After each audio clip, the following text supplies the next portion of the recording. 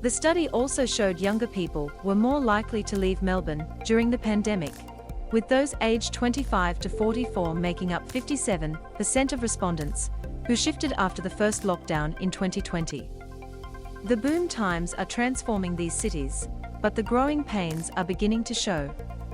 In Wangaratta, it's hard to get a doctor's appointment. The waiting list for childcare in Warrnambool has blown out to 140 families. Rents are rising and welfare agencies report more people being pushed into homelessness. Regional Cities Victoria Chair Kim O'Keefe said the regions were optimistic. Definitely Regional Victoria is growing and that's going to continue, but it has to be sustainable, she said. The big regional cities are starting to plan for expected and unexpected population growth.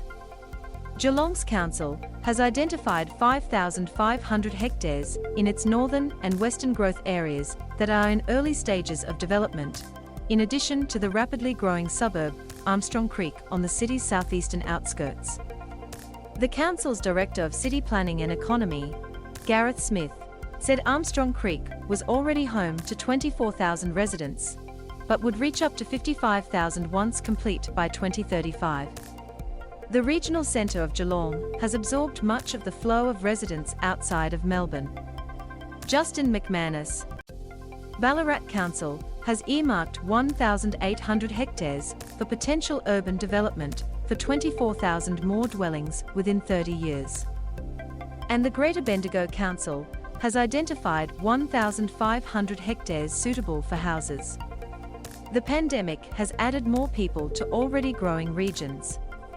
Australian Bureau of Statistics figures show the populations of Ballarat and Bendigo each grew 35% between 2001 and 2020, while Geelong's growth rate was 38%. Each of these cities is within commuting distance of Melbourne for those who still work there.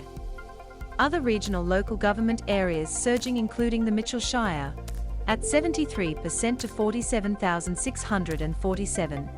Surf Coast to 34,771. And Macedon Ranges to 50,971.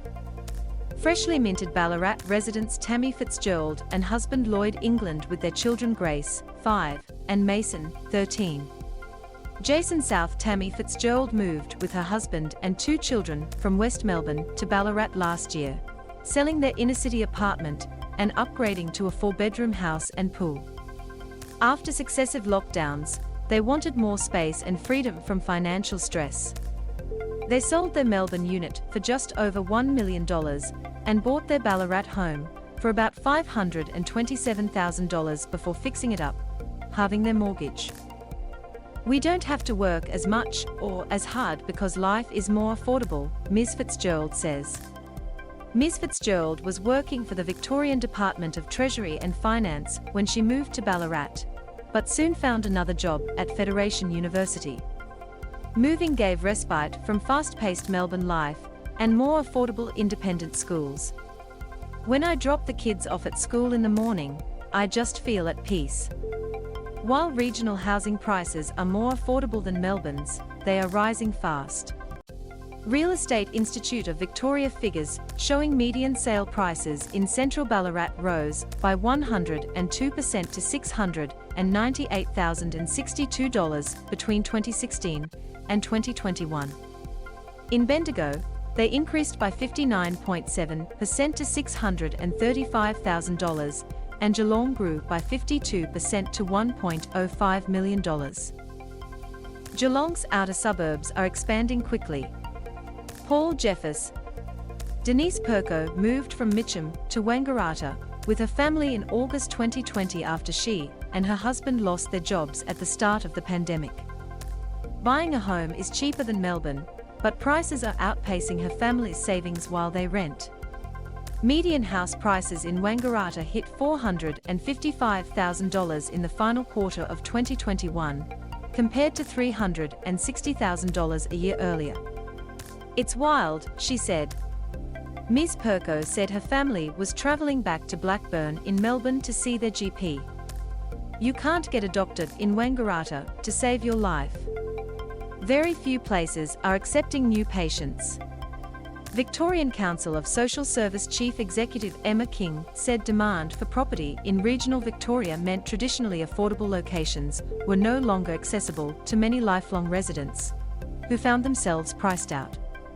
She also worries about access to health care, as the increased population makes it harder to get doctor's appointments, particularly for people without an established relationship with a GP.